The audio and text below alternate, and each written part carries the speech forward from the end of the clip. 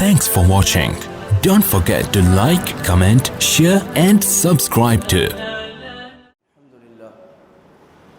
الحمد لله نحمده ونستعينه ونستغفره ونؤمن به ونتوكل عليه ونعوذ بالله من شرور أنفسنا ومن سيئات أعمالنا من يهده الله فلا مضل له ومن يضلل فلا هادي له ونشهد أن لا إله إلا الله وحده لا شريك له ونشهد أن سيدنا ومولانا محمدا عبده ورسوله أما بعد فأعوذ بالله من الشيطان الرجيم بسم الله الرحمن الرحيم إنما يريد الله ليذهب عنكم الرجس أهل البيت ويطهركم تطهيرا صدق الله العظيم.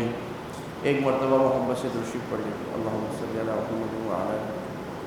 میرے عزیز دوستوں، محترم بزرگوں، جیسے کہ پچھلے ہفتے تھوڑی سی بات ہوئی تھی کہ نئے اسلامی سال کا آغاز ہوا ہے 1443 اور محرم کا مہینہ نہایت مبارک مہینہ بھی ہے کہ اللہ کے نبی نے فرمایا تھا کہ رمضان کے بعد سب سے زیادہ اللہ کو جو مہینہ محبوب ہے وہ شہر اللہ المحرم، محرم کا مہینہ ہے. تو یعنی اس میں عبادات کرنا بھی زیادہ محبوب ہے. کوئی بھی عبادت، نماز، روزہ، ذکر، تلاوت، وہ اس کا عمومی اجر زیادہ ہے. امید ہے آپ میں سے بہت سے حضرات نے ماشاءاللہ عاشورہ کا روزہ بھی رکھا ہوگا. اللہ تعالیٰ سب کا روزہ قبول فرمائے، اس کے پورے اجر عطا فرمائے. عاشورہ کے دن میں، ویسے تو یہ عاشورہ کا جو دن ہے یہ بہت پہلے سے فضیلت کا دن ہے، یعنی اللہ کے نبی کے آنے سے بھی پہلے سے. تو اللہ نے بہت سے انبیاء کو اس دن میں خاص قسم کی خوشی عطا فرمائی. بعض روایات صحیح ہیں، بعض روایات کمزور ہیں. یہ بات تو صحیح ہے کہ موسیٰ علیہ السلام کو جو نجات ملی فرعون سے وہ عاشورہ کا دن تھا، لیکن بعض دوسری روایات میں پھر اور بھی چیزیں ہیں کہ اللہ تعالیٰ نے جو بہت سارے انبیاء کو اپنی قوم سے نجات دلائی وہ بھی عاشورہ کا دن تھا. اسی طرح یونس علیہ السلام کی کشتی، نوح علیہ السلام کی کشتی جو پار لگی اور سمندر طوفان سے نجات ملی وہ بھی یہ دن تھا. یونس علیہ السلام کو جب اللہ نے مچھلی کے پیٹ سے نجات دی وہ بھی دن تھا. بہرحال اس سے یہ پتہ لگتا ہے کہ یہ جو 10 محرم کا دن ہے اور یہ محرم کے شروع کے دن ہے، اللہ تعالیٰ کو یہ خاص محبوب ہے.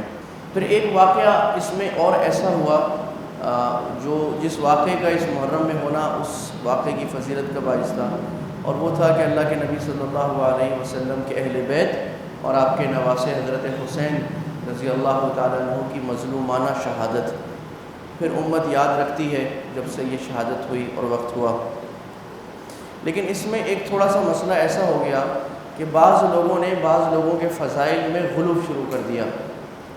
چنانچہ اللہ کے نبی صلی اللہ علیہ وسلم نے یہ فرمایا تھا کہ میرے بعد 72 فرقے ہوں گے، اور اس میں آپ نے جو فرقہ اہل حق کی بات فرمائی تھی وہ ما انا علیہ و اصحابی. ان 72 فرقوں میں جو فرقہ حق پر رہے گا وہ فرقہ ہے جو میرے اور صحابہ کے طریقے پر ہے، یعنی اللہ کے نبی کا طریقہ اور صحابہ کا. اسی لیے ہم اپنے آپ کو سنی کہتے ہیں. سنی کا مطلب اہل السنت والجماعہ، یعنی مطلب ہم سنت والے ہیں اور جماعت والے ہیں، یعنی صحابہ کی جماعت والے. کیونکہ اللہ کے نبی نے فرمایا تھا کہ صحیح راستہ وہ ہوگا جو میرے طریقے پر اور صحابہ کے طریقے پر. تو جب تابعین کے وقت میں مختلف فرقے نکلے، قدریہ نکلے جنہوں نے کہا کہ تقدیر کچھ بھی نہیں ہے، جبریہ نکلے جنہوں نے یہ کہا کہ انسان تو مجبور ہے، اللہ نے تو طے کیا ہوا ہے کہ کون جنت میں جائے گا کون جہنم میں جائے گا، تو یہ جبریہ نکلے. ناصبیہ نکلے. ناصبیہ وہ نکلے کہ جنہوں نے حضرت علی کی شان کم کرنا شروع کی اور اہل بیت کی شان کو کم کرنا شروع کیا. اور یہ جو صحابہ میں بعض آپس میں اختلاف ہوا تھا اس میں یہ کہنا شروع کیا کہ حضرت علی نعوذ باللہ غلطی پر تھے، اور اہل بیت کو برا بھلا کہنا شروع کیا. اور دوسری طرف رافضیہ نکلے. تو رافضیہ جو تھے، روافض، انہوں نے پھر صحابہ اہل بیت کی محبت کا بھرم برا کہ ہم تو اہل بیت سے محبت رکھتے ہیں، اللہ کے نبی کی اولاد سے حضرت فاطمہ، حضرت علی، حضرت حسن، حضرت حسین، حضرت اسامہ، حضرت عباس آپ کے چچا، ہم ان سے محبت رکھتے ہیں.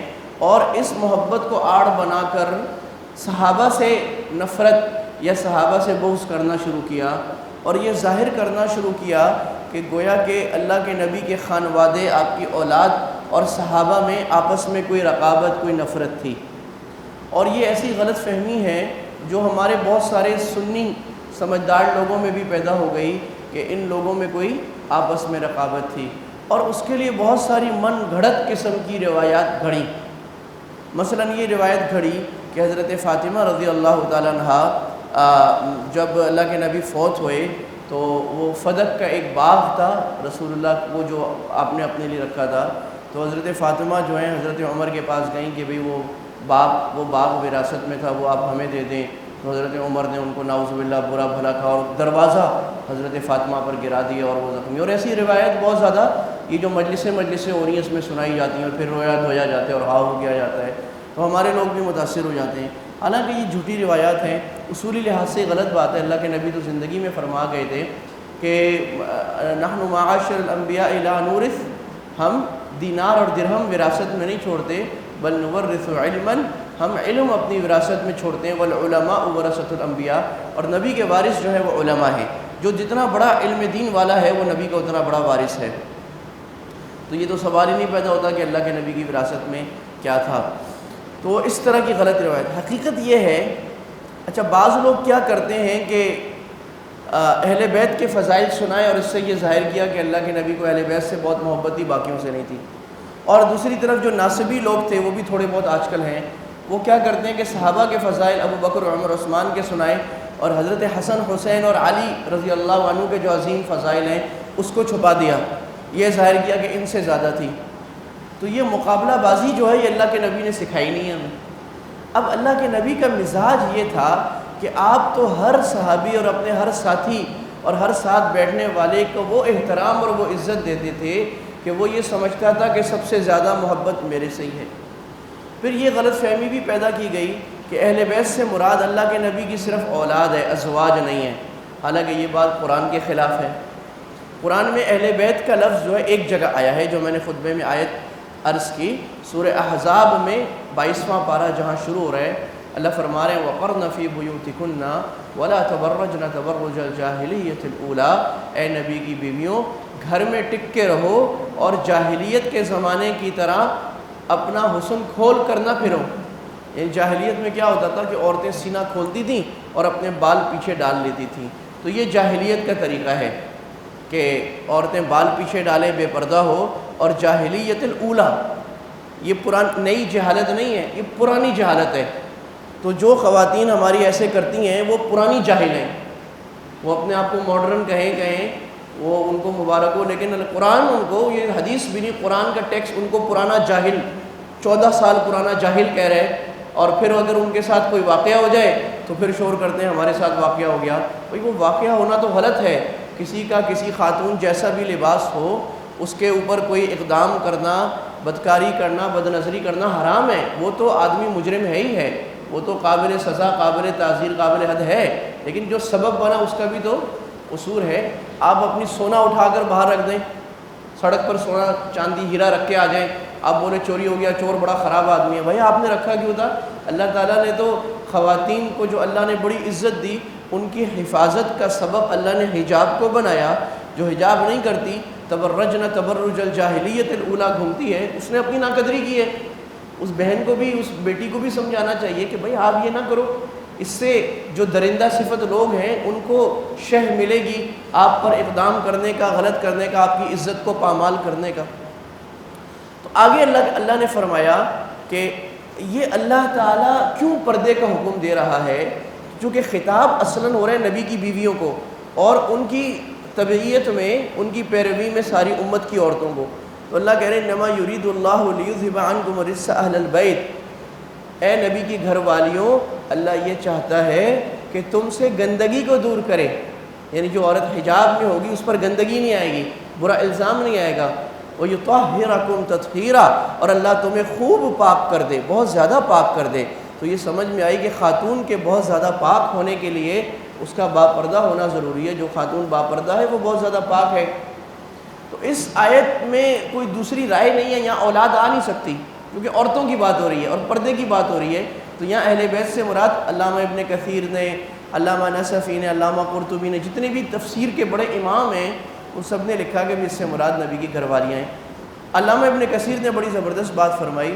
انہوں نے کہا کہ قرآن کی آیت سے پتہ لگ رہا ہے کہ اہل بیت سے مراد نبی کی گھر والیاں ہیں، اور بہت ساری احادیث سے پتہ لگتا ہے کہ اللہ کے نبی نے ایک مرتبہ حضرت حسن، حضرت حسین اور حضرت فاطمہ، حضرت علی بیٹھے تھے، جیسے آپ گھر میں تھے تو آپ نے ان کو چادر میں لیا اور آپ نے فرمایا ہا اولائی اہل بیتی، یہ میرے گھر والے ہیں. اچھا اب آپ کو جرف صرف یہ ہیں تو آپ نے حضرت سلمان فارسی کے بارے میں فرمایا سلمان منا اہل البیت، کیونکہ سلمان فارس سے آئے تھے تو مہاجرین کہتے تھے یہ مہاجر، انصاری کہتے تھے یہ انصار ہیں.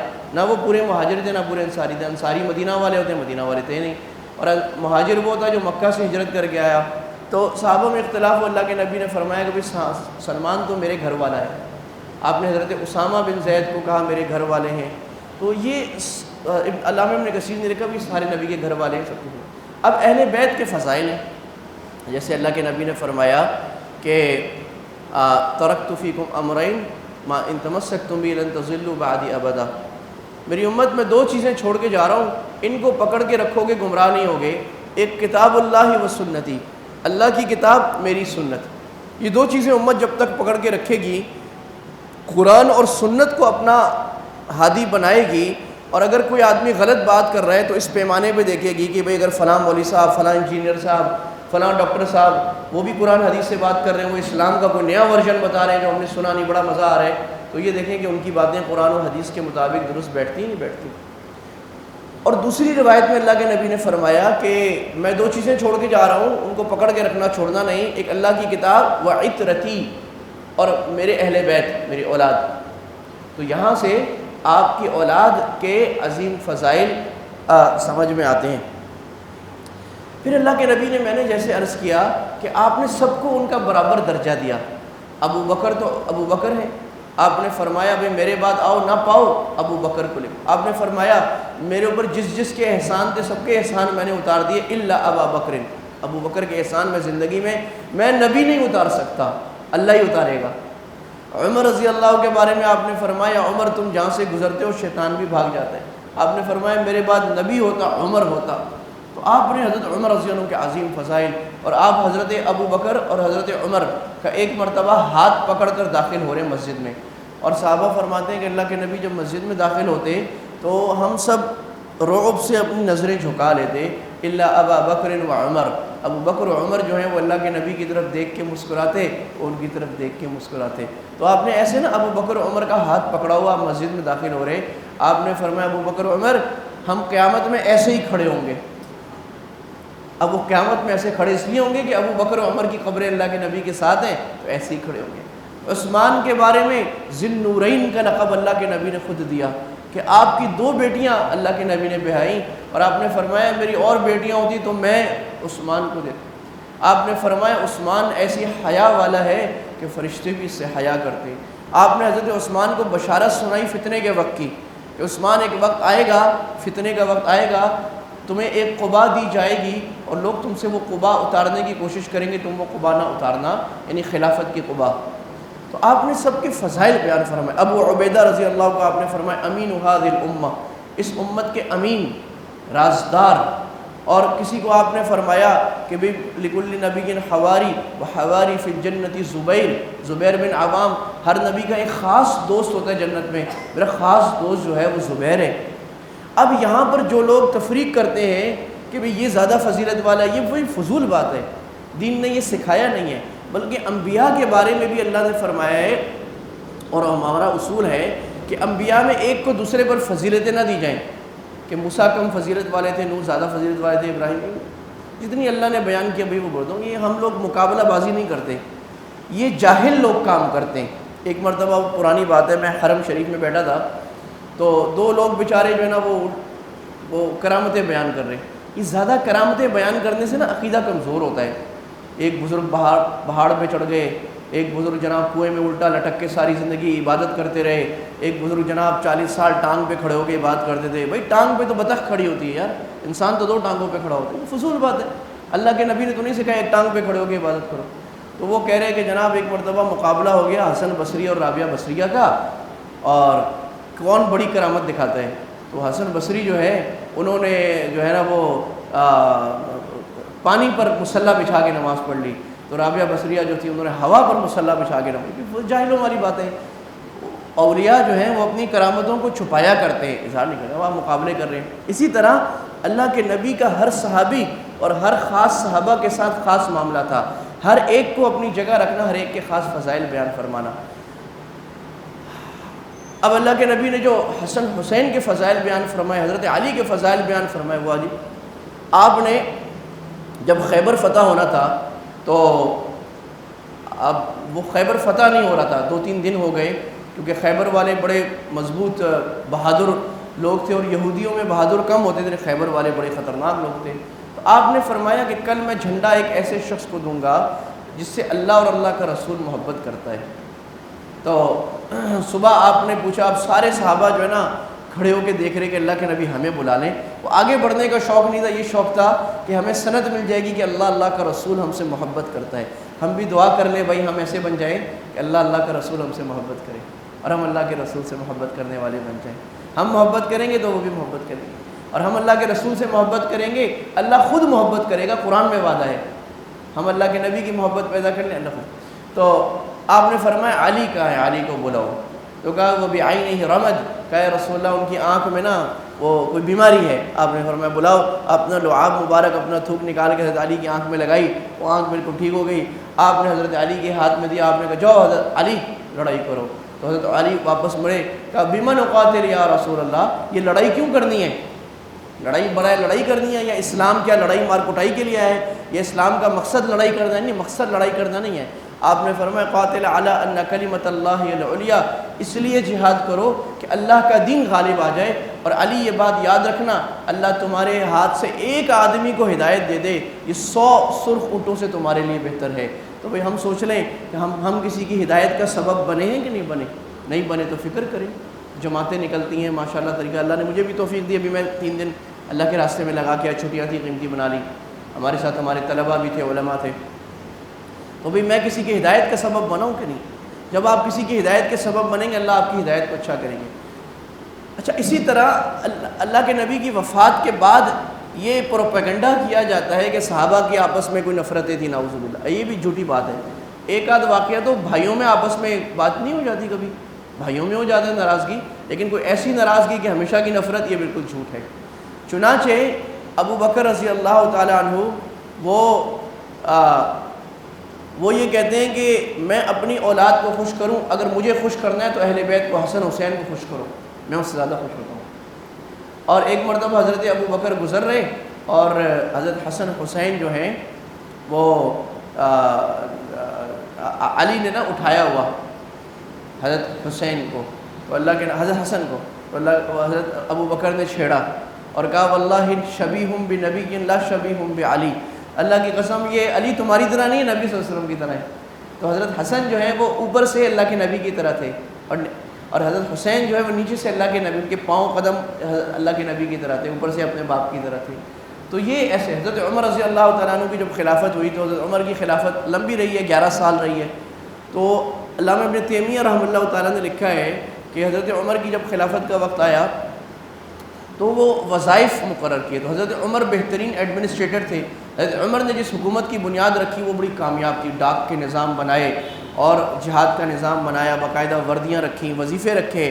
آج تک جو یورپ میں ہر شہری کا وظیفہ رکھا جاتا ہے، ہر بچے کا بھی، تو وہ بہت سی جگہوں پہ لکھا ہوا ہے کہ حضرت عمر رضی اللہ عنہ سے لیا۔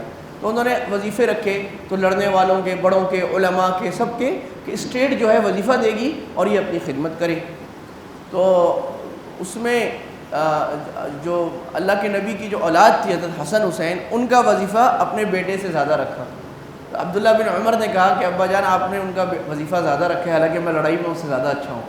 تو آپ نے فرمایا کہ ان کا جو نانا ہے نا وہ تیرے نانا سے زیادہ افضل ہے، اور اللہ کے نبی کو ان سے جو محبت تھی وہ تم سے زیادہ تھی، تو میں جو وظیفہ رکھ رہا ہوں اللہ کے نبی کی محبت کی وجہ سے رکھ رہا ہوں۔ اور کہا کہ میں نے اللہ کے نبی کو دیکھا ہے کہ وہ حسن حسین کو سینے سے لگاتے تھے اور سونگتے تھے اور کہتے تھے ہما ریحانہ یا فی الجنہ، یہ جنت میں میری خوشبوئیں ہیں۔ اور میں نے دیکھا اللہ کے نبی کو کہ اللہ کے نبی ممبر پر خطبہ دے رہے تھے اور حسن حسین جو ہیں وہ لڑکتے، جیسے بچہ کرولنگ کرتے ہوئے آتا ہے ایسے آئے، اور انہوں نے لال رنگ کی قمیص پہنی ہوئی تھی، تو اللہ کے نبی ممبر سے اتر گئے اب آپ دیکھیں، اب کوئی خطیب صاحب جو ہے نا بیان کر رہے ہیں اور ان کا بیٹا آ جائے وہ ممبر سے اٹھا کر کو اٹھا لے، آپ بولے مولوی صاحب عجیب رنگ مرید آدمی ہے جی، ایسے رنگ مرید آدمی بچے کو اٹھا لیا بیان چھوڑ کے. تو اللہ کے نبی بیان چھوڑ کر وہ بچے کو اٹھایا، ایک کو دونوں کو اپنے گود میں بٹھایا اور آپ نے فرمایا ان الولد مبخلۃ مجبنہ، کہ بچہ جو ہے انسان کو بڑا بخیل بنا دیتا ہے، بڑا بزدل بنا دیتا ہے. کہ دیکھو میں بچوں کو دیکھا، میرے سے رہا نہ گیا، میں نے اٹھ کے ان کو اٹھا لیا. اللہ کے نبی اپنے بچے کو حضرت حسین کو پیار کر رہے. ایک دیہاتی آیا، اس نے کہا یا رسول اللہ ہم تو اپنے بچوں کو پیار نہیں کرتے. بعض علاقوں میں خواہ مخواہ کی غیرت ہے نا، وہ غیرت جو دین کے خلاف ہو وہ غیرت واجب الرد ہے. اتنی حیا اور اتنی شرم اور اتنی غیرت ضروری ہے جو دین میں ہے، اس سے کم بھی نہیں، اس سے زیادہ بھی نہیں. غیرت کا اپنا ورژن اچھی بات نہیں ہے. وہ جو ہے اس نے کہا کہ ہم تو پیار نہیں کرتے. بعض علاقوں میں ہے کہ باپ کے سامنے بچے کو نہیں اٹھاتے. شرم، یہ کون سی شرم ہے بھائی؟ شرم جو اللہ نے دی. تو وہ جو ہے اللہ کے نبی نے کہا ہم تو نہیں اٹھاتے. اللہ کے نبی نے فرمایا میں کیا کروں اگر اللہ تعالیٰ نے تمہارے دل سے رحمت اٹھا لی ہے، کہ تم بچے کو تو دل کرتا ہے انسان اٹھائے. تو اللہ کے نبی کی سنت تھی جب بچہ آتا تھا نا کوئی پیارا، آپ اس بچے کو دعا دیتے، سر پہ ہاتھ پھیرتے، چومتے تھے اور سونگھتے تھے. بچے کے بال میں نا خوشبو ہوتی ہے خاص، آپ سونگھتے تھے. تو یہ سنت ہے کہ بچے کو ایسے پیار کرنا. اور ایک مرتبہ حضرت ام سلمہ فرماتی ہیں رضی اللہ عنہا کہ اللہ کے نبی میرے حجرے میں تھے، ازواج مطہرات کی باریاں ہوتی تھیں، تو حسین جو ہے وہ ایسے کرالنگ کرتے کرتے حجرے کے اندر چلے گئے. تو تھوڑی دیر بعد مجھے حجرے کے اندر سے رونے کی آواز آئی. تو میں گئی تو اللہ کے نبی نے حسین کو سینے سے لگایا ہوا اور آپ زور زور سے رو رہے. تو میں نے کہا کیا ہوا میرے حبیب؟ آپ نے فرمایا ابھی جبریل مجھے بتا کے گئے ہیں کہ میرے اس نواسے کو، میرے اس بیٹے کو میری امت قتل کرے گی. لیکن اللہ کے نبی نے یہ دعا نہیں مانگی اللہ سے کہ اللہ ان کو قتل ہونے سے بچا لے. آپ نے فرمایا کہ قیامت میں، اور جب حضرت حسین کی شہادت ہوئی تو حضرت ام سلمہ نے خواب میں دیکھا اللہ کے نبی صلی اللہ علیہ وسلم کو، اور اللہ کے نبی کے بال مبارک پر مٹی تھی، اور آپ نے فرمایا آپ کے ہاتھ میں خون تھا. آپ نے کہا کہ ان کے خون کا حساب قیامت میں کروں گا، یعنی میں اللہ کے سامنے گواہ بن کے آؤں گا کہ جنہوں نے حسین کو شہید کیا ان کے خلاف مقدمہ میں داخل کروں گا. تو یہ جو واقعہ کربلا ہے، اب واقعہ کربلا میں سچ کم جھوٹ زیادہ لوگوں نے ڈال دیا، کیونکہ اکثر تو شہید ہو گئے، بتانے والا کوئی رائے نہیں، لیکن واقعہ ہوا ہے. اب اس واقعے میں رونا اور خون برسنے لگا، زمین سرخ ہو گئی، آسمان سرخ ہو گیا، اپنے وہ گریبان پھاڑنا، ہائے ہائے کرنا، شور کرنا، اور اس آڑ میں لعنتیں بھیجنا، یہ حرام کام ہے. جو کہتے ہیں نا لعنت بر دشمنان علی، وہ مراد ہوتا ہے کہ صحابہ، یہ سارا تبرہ ہے. جس مذہب کی بنیاد نفرت پر ہے، جس مذہب کی بنیاد لعنتوں پر ہے، جس مذہب میں محبت کبھی صحیح اس وقت نہیں ہوتی جب تک دوسرے سے نفرت نہ، یہ کون سی محبت ہے کہ آپ جب تک 1,00,000 لوگوں سے نفرت نہ کر لیں آپ کی محبت پوری نہیں ہوتی. محبت تو جو میں نے عرض کیا کہ سب سے محبت رکھنی ہے ہمیں، صحابہ سے بھی، اہل بیت سے بھی. سنبھال کے رکھو یہ فرقے جو تمہارے ہیں، عمر بھی ہمارے ہیں، حسین بھی ہمارے ہیں. ہمیں تو اللہ کے نبی نے سب سے محبت سکھائی. کربلا کا جو اصل درس تھا وہ تو چھوڑ دیا، ہاں ہو رونا دھونا شروع کر دیا، مارنا اپنے سینہ کو بھی شروع کر دی. حالانکہ صحیح حدیث ہے، اللہ کے نبی نے فرمایا من شق الجیوب، جس نے اپنے گریبان پھاڑے اور چہرے پر تھپڑ مارے اور جاہلیت کی باتیں کی، وہ ہم میں سے نہیں ہے. یعنی کسی غم میں یہ کیا کہ گریبان پھاڑا اور ہا ہو اور شور کرنا شروع کیا اور ماتم کرنا شروع کیا اور کہا ہائے اللہ یہ کیوں ہو گیا. یعنی اتنا شدید غم اور اتنا شدید احتجاج کا مطلب ہے اس کو اللہ کی تقدیر سے احتجاج ہے. وہ یہ کہہ رہا ہے کہ میرا بیٹا یا میرا پیارا نہیں مرنا چاہیے تھا، اللہ نے ظلم کیا جو مار دیا. اتنا شدید غم تو کسی کی غم پہ اجازت نہیں دی ہے. اور یہ حضرت حسین تو شہید ہوئے ہیں، اور شہادت کا مرتبہ وہ تو ایسا مرتبہ ہے کہ اس کی وجہ سے تو ان کا درجہ اور بلند ہو گیا. دنیا سے تو جانا ہی تھا نا، اللہ کے نبی چلے گئے، حسین نے بھی جانا تھا، لیکن ان کی شہادت ہوئی اور مظلومانہ شہادت، اس سے ان کے مرتبے میں اضافہ ہو گیا. اب اس دن سوگ کرنا کہ بھئی ہم سوگ کرتے ہیں، کالے کپڑے پہننا حرام ہے. شہید پر تو امت میں مٹھائیاں بانٹی جاتی ہیں. جب یہ روایت رہی امت کی، جب کوئی شہید ہوتا تھا گھر سے کسی کا بیٹا، اور یہ روایت کوئی پرانی نہیں، ابھی تک چلتی آئی ہے افغانستان میں، شہید ہوتے تھے آ کے جو ہے نا وہ مٹھائیاں بانٹتے تھے کہ ہمارا بیٹا اللہ کے راستے میں قبول ہو گیا، شہید ہو گیا. شیر جانا تو تھا ہی. تو یہ ساری جو ہے نا یہ دین کے خلاف اور مزاج خراب کرنے کی باتیں ہیں. اور کربلا سے اصل سیکھنے کا سبق یہ ہے کہ اللہ کے نبی نے قربانی اپنے سے شروع کی اور اپنی اولاد سے شروع کی. اور اللہ کے نبی نے اللہ سے نہیں مانگا کہ میری اولاد کو قربان نہ کرے، قربانی دے دی، یہ بتانے کے لیے کہ امت یہ نہ کہے کہ اللہ کے نبی اپنی اولاد کو تو مزے کرا دیے، ہمیں چھوڑ دیا۔ نہیں بھائی، ہم بھی قربانی والے بن جائیں۔ اگر ہم سے یہ مطالبہ تو نہیں کہ ہم جا کے اتنا بڑا، لیکن ہم دین کے لیے کون سا مجاہدہ ہم نے کیا ہے؟ بھائی ہم سب گریبانوں میں سیکھے، ہم نے اللہ کے دین کے لیے کتنی مشقت برداشت کی ہے۔ ہم نے کوئی نیکی کا کام شروع کیا، رشتہ داروں نے تانا دیا، ہم نے چھوڑ دیا۔ ہماری بہنوں نے پردہ شروع کیا، لوگوں نے تانا دیا، ہم نے چھوڑ دیا ہے جی۔ ہم نے حلال کمائی شروع کی، تھوڑا سا مجاہدہ آیا، ہم حرام کے پیچھے چلے گئے۔ تھوڑی سی مشقت آئی، سردی آئی، نیند آ رہی ہے، نماز چھوڑ دی۔ ہم تو اتنی سی مشقت بھی اللہ کے بھائی تقاضا ہو رہا ہے کہ بھائی اللہ کے راستے میں نکلو، 3 دن 4 مہینے، بھئی امت تک پہنچے، امت کو ہدایت کی بات کریں۔ ہم کہیں نہیں، ہم سے تو نہیں ہوتا، مسجد میں ٹھہرنا پڑے گا، پتہ نہیں مجاہدہ ہو جائے گا، زمین پہ سونا پڑے گا۔ بھئی وہ تو مٹیوں پہ سو کے مٹیوں میں رل گئے، اور حضرت حسین کا تو سر قلم کر دیا گیا، اور سر قلم کر کے نیزے پہ اٹھایا گیا اللہ کے نبی کی اولاد، اور چھوٹے چھوٹے بچوں کو قتل کر دیا گیا۔ 72 لوگ تھے، ان 72 میں سے 70 شہید ہو گئے سارے، اللہ کے نبی کی ساری خانوادہ اتنا بڑا سب شہید ہو گئے۔ ہم نے کیا قربانی دی؟ کربلا کا درس ہے کہ بھئی یہ دین جو ہے قربانیوں سے پھیلا ہے اور قربانیوں سے پھیلے گا۔ اگر آپ دین کی حمایت نہیں کریں گے، اللہ کا دین آپ کو محتاج نہیں ہے، اللہ اوروں کو کھڑا کرے گا۔ لیکن اگر ہم اللہ کے راستوں میں نکل کر دین کا علم سیکھ کر اللہ کے لیے مشقت قربانی برداشت کریں گے، کسی اچھی جماعتوں میں چلیں گے، اچھے دوستوں کے ساتھ بیٹھ کر دین کے کام میں آگے لائیں گے، تو اللہ تعالیٰ ہمیں قیمتی بنا دے گا، اور ہم جو ہے ان صحابہ اور اہل بیت کے قریب اللہ تعالیٰ ہمیں درجہ عطا فرما دے گا۔ وما علینا الا البلاغ وآخر دعوانا ان الحمد للہ رب العالمین۔ Thanks for watching. Don't forget to like, comment, share and subscribe to